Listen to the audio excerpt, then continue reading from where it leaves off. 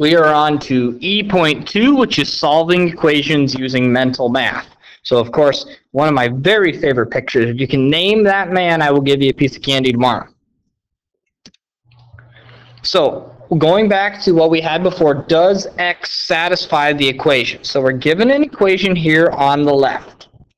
And it asks, does this x make this statement true? So I would go 16 divided by the x, which is 8, and equal to 2. Is that a true statement? Yes, that is. So a similar thing down here would be 2 times 1 plus 3 equals 6. Well, this becomes 5 plus 3. Oh, what am I doing? No, it doesn't. It becomes 2 plus 3 equals 6. And that is not true, so that's a no. Now we got some negatives mixed in. Does that x satisfy that equation? Well, I'd go negative 4 times negative 2 minus 1 equals 7. Well, negative 4 times negative 2, that's positive 8. Minus 1 is a positive 7. So yes, that one does satisfy that equation. Okay, a couple things to talk about with these problems. Number one, with each equation, there will only be one correct answer. So if you're given equations with multiple x's and they say which of these is true, only one of them will be true. Okay, so it's important. There's only one correct answer. So I would like you to try these. Here's your equation, and then here's your x, and see if it makes it true. So on the first one, I went 2 times 1. What am I doing? 2 times 1 minus 1 equals 3. Well, that's 2 minus 1 does not equal 3, so this one is a no. This one down here, and negative x, well, that means negative 3 minus 2 equals negative 5. Well, negative 3 minus 2 is negative 5, so this is a yes. And last one, so 4 times negative 4, and that pen is just killing me right now, plus 3 equals negative 13. 4 times negative 4, that is negative 16. Negative 16 plus 3 is equal to negative 13, so this is a yes. Nice and straightforward. I almost lost a lung there. All right. So now we're given problems, and we want to find the x's for ourselves. Now I'm going to split this up so it's a little bit easier to see. Okay? So we got to find the x's for ourselves. What x makes this statement true?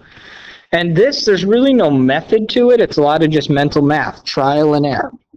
So it's a number minus 4 equals 6. So if I go like 6 minus 4, that's equal to 2.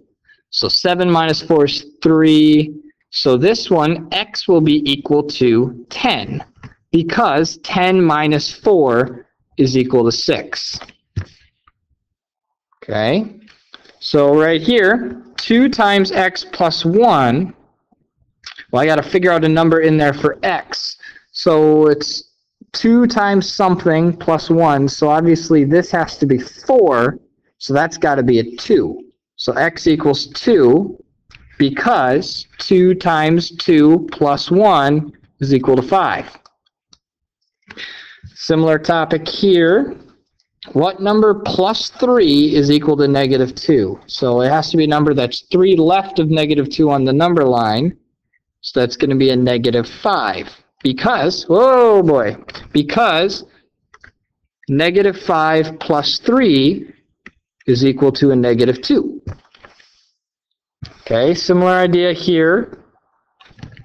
X is going to be equal to 3, because 4 times 3 minus 3 is 12 minus 3, which is equal to 9.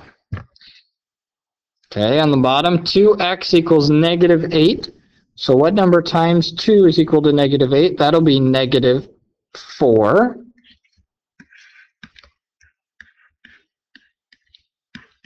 And finally, the last one. It's probably the toughest one. But in this one, x equals 0, because 3 times 0 minus 2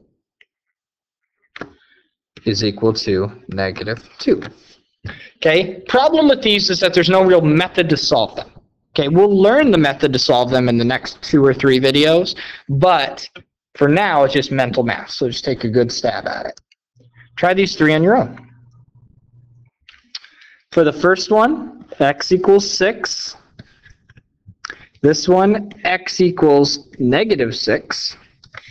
And for the last one, x equals 2. Okay, and there should be IXL assignment, I think, on the website.